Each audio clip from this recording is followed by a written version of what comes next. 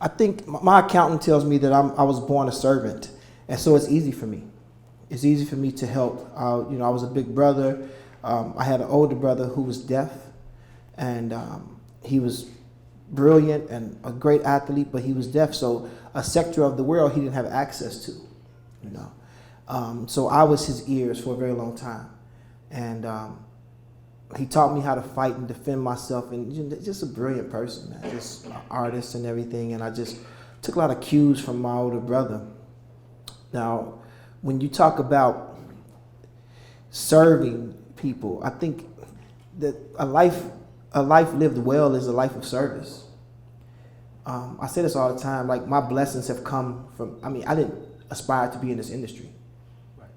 There was nothing in me that said, hey Malik, you are a good this or that in this thing. Nothing said that. You know, I wasn't born particularly gifted at singing or anything.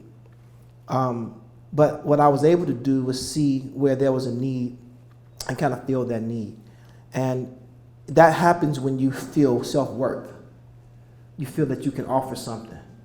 Like, I may be, you said I don't have much of ego. I don't know about the ego, but I do have a high opinion of myself. I do think that I'm very beautiful. I feel like, I'm like dangerously gorgeous type things like that. No, for real, that's how I feel about myself. I don't know. I grew up looking at Magnum PI and they were like, he has rugged good looks. I was like, oh, me too. Just like him. I just don't have a Ferrari or live in Hawaii. But other than that, same thing. I think that, all my hugest blessings have come in my life from trying to help somebody, trying to help Common. And, when he was living in a one-bedroom apartment and boom, he became famous and, took me along for the journey. And Carl Thomas and Kanye and John Legend. John Legend was just a college student that was trying to, church kid trying to sing, and I helped him with his single.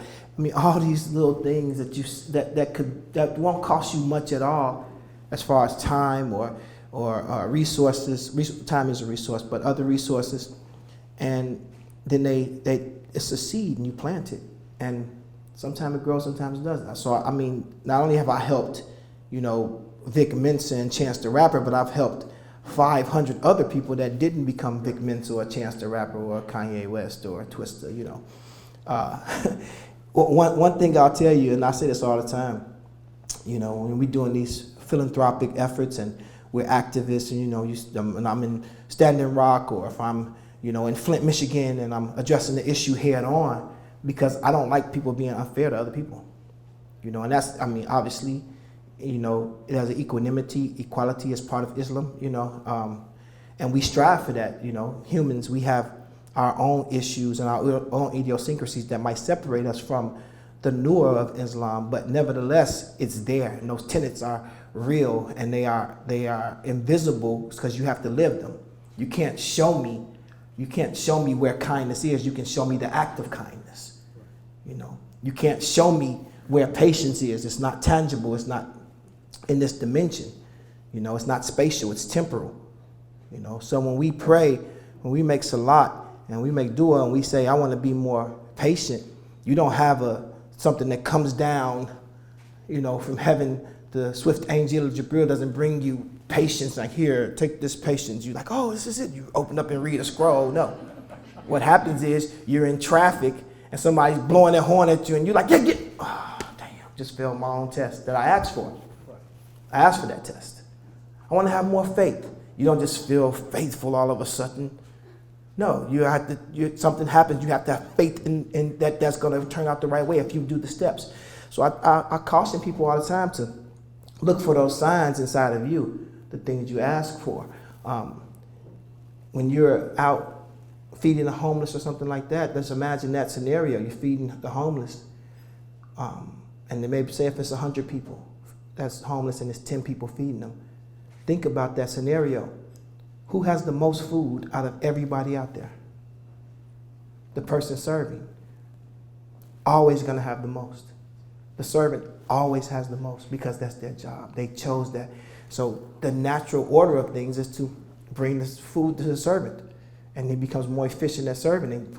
Because I've worked with, Adam Levine, because I was serving, not because I'm the best vocal around. I worked with Jennifer Hudson because I was trying to serve her.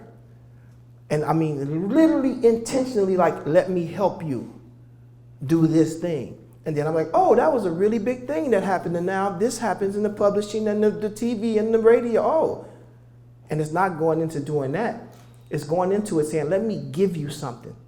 And I think that, you know, every book talks about this, you know, the Bhagavad Gita, the Quran, the Bible, the Kabbalah, the Torah, everyone talks about it is better to give than to receive. Why?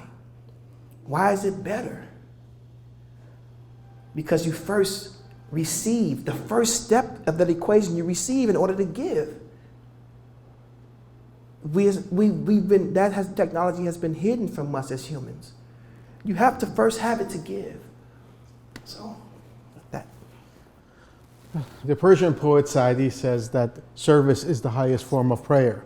So that's really something that's in the Islamic tradition. All the Abrahamic traditions have that, and and you're living up to that tradition, and great. And of course, to have no ego is to be human.